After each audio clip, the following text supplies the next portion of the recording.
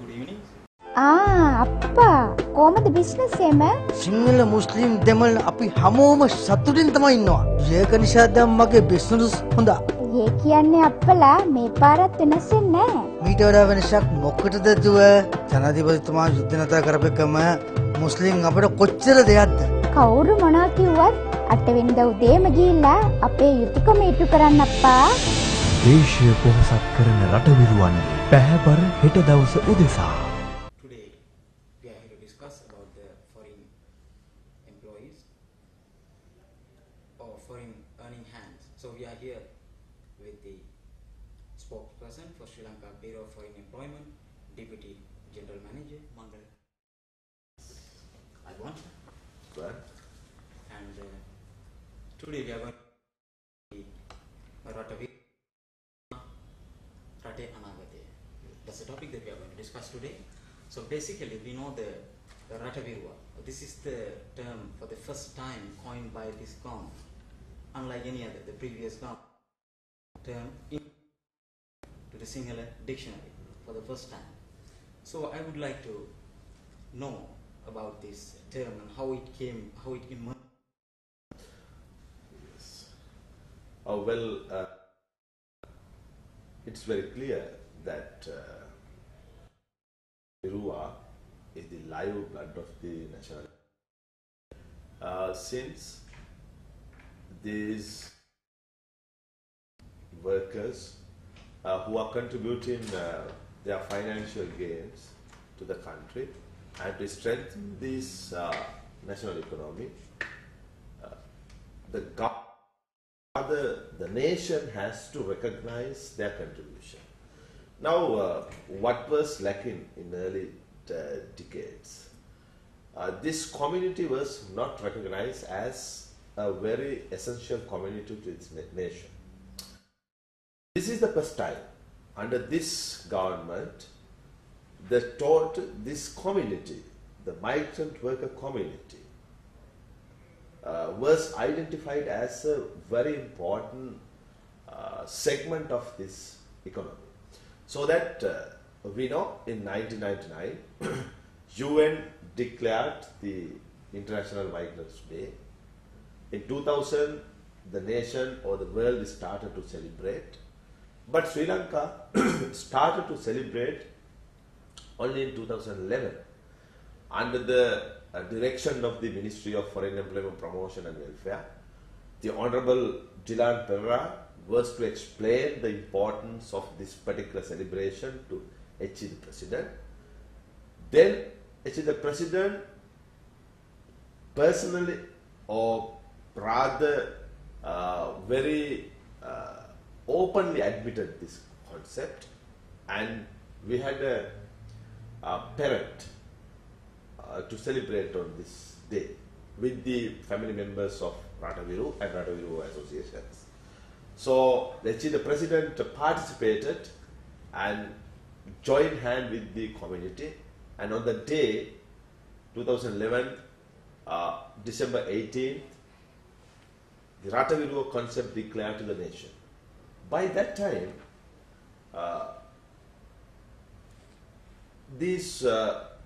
the community was very pleased about that, and they were very happy. So that Ministry of Foreign Employment Promotion and Welfare wanted to establish Rataviru organization island-wide. By now all these organizations established and they are working very voluntarily. And the image building was started by that time, because we need to emphasize this community, though they have been contributing so much, but as a nation, before previous times, they have not been recognized to that level. Now, their image being upgraded, and they are part and parcel in this economy. Well, Mr. Randhaniya, and we are well aware that there are 1.7 million foreign earning hands. I mean, the Sri Lankans are employed in foreign countries. So, at the same time, there are like almost more than 4 million the family members of them in Sri Lanka. Yes. So what are the steps that you have taken to facilitate them? Yes. Now, this is a very, very important area that we need to enlighten, because we need to highlight what SLBF is doing and with what sources that we are doing it. Well, there's a law for this labor migration industry in the country. The first one is law related to the migrant worker. That is it compulsory to get the registration by paying the government levy when they leave the country for overseas employment. So Sri Lanka Bureau of Foreign Employment is the mandatory authority, or Bureau of Foreign Employment is having the mandate to give the registration and to register the Sri Lankans levy. When they pay the government levy, the stipulated amount when they get the registration, so that whole money goes to the Workers' Welfare Fund.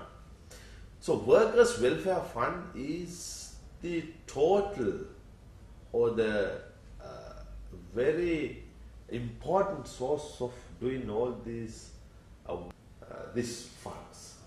Now we need to recognize, when we talk about the workers who are presently being employed, in early days we know there were no labor divisions to foreign employment sector in missions.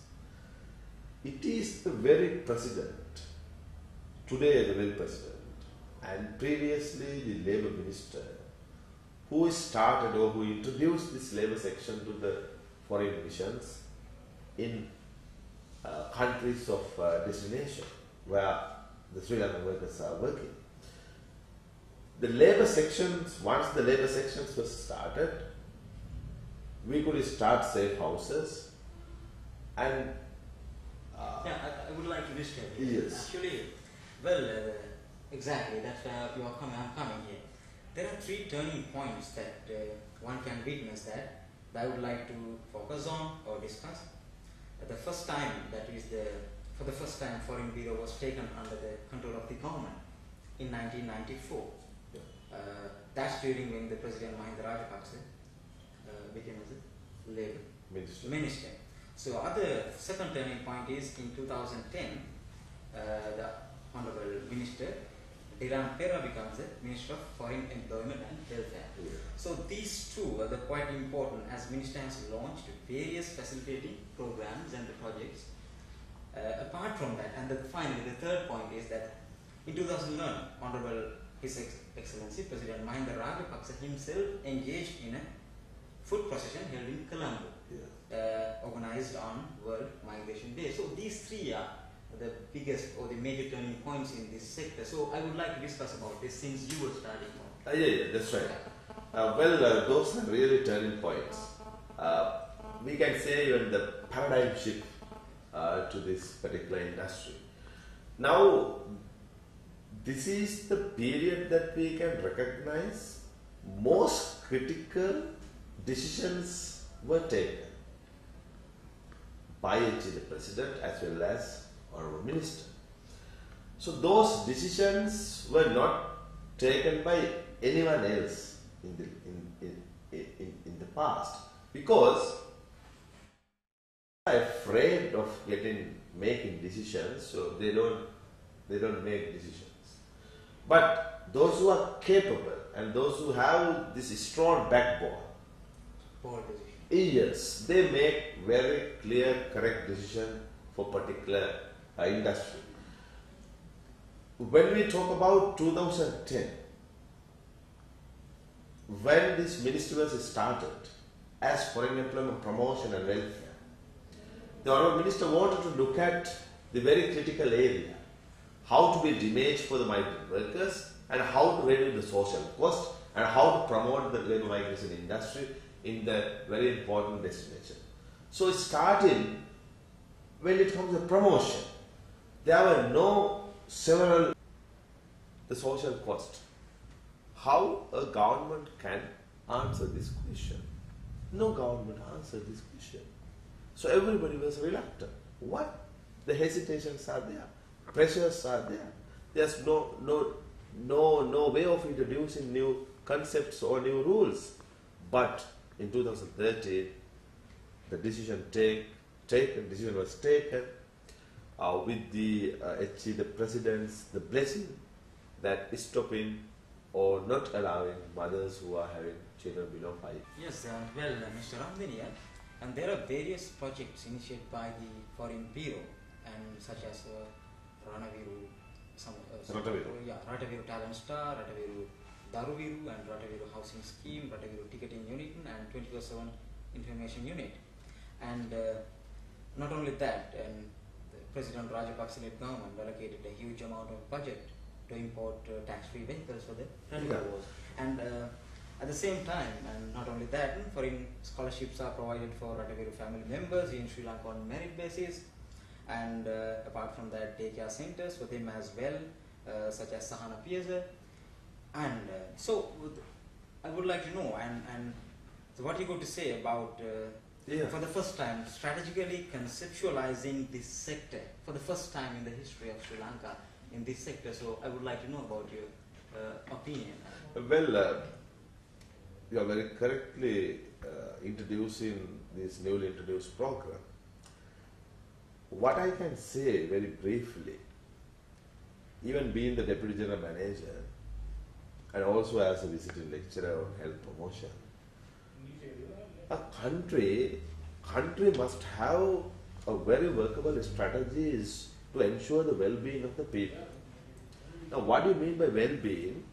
We need to ensure the physical, mental, psychosocial, spiritual well-being of the people. Now, there are various types of communities. When it comes to the migrant worker community, their ambitions are to be satisfied and their expectation, their grievance. One ambition, one of them is they wanted to show their talents to the public. Rather, they wanted to show their talents to Sri Lankans when they are living and working over there. So that's why this Talent Star program was started, and it's a very resourceful one. And they want their children to be schooled and their children to be assessed and appreciated at the same time. You know, this is a special appreciation that we give to the children when we give them a scholarship. That's an appreciation of their performances, and also it's appreciation of their loved ones or their caretakers being employed in overseas. Now, these children are also to be appreciated in two ways. One is comparing with the child who is having two caretakers, like two parents, like father and mother. Since that child is having father and mother, the child may necessarily perform certain high-level performances. But if a child is not having mother or father, under the guidance of one particular single parent in the sense the mother or father is employed over there, but that has to be appreciated separately even. So that's kind of appreciation, recognition. You know, this recognition goes to develop the self-esteem. Now, in health promotion, self-esteem is very, very critical, because every individual must be having an esteem and recognizing by others their esteem is a requirement for them to proceed successfully. So that's why these children are being appreciated. At the same time, who are looking after children also appreciated when they are being called for national events. Actually, the president is giving these awards under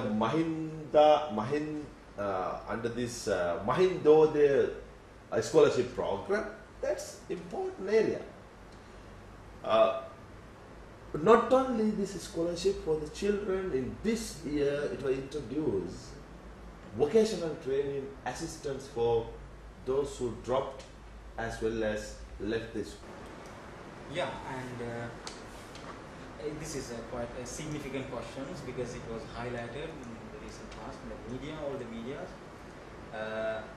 I would like to talk about is it's during this government, Sri Lankans are given more job opportunities in Korea than ever. And Yes. would like to know why, and is it a plan, action plan by the government implementing strategically shifting their policy from the Middle East to the Korea, or it's a part of the plan? Exactly. That is the development plan and new strategy applied by the present government and the Ministry of Foreign Promotion and Welfare. So, when we talk about the Korean sector, we can't, of course, forget the present president. When he was the labor minister, he made his visits to South Korea and had initial negotiation and MOUs with South Korean government. This Kingdom of South Korea agreed with the president at that time, the labor minister, to take trainees, industrial trainees to South Korea. So he started this Korean recruitment program at that level. By now, when it comes to the 2010, what was of course there, Korea having a lot of demand, but we couldn't fulfill or meet the real demand. Then what happened? Then the Honorable Minister, when he took over the Ministry of Foreign Promotion and Welfare, he had a very constructive dialogue with the officials. Yeah, well, yes, Mr.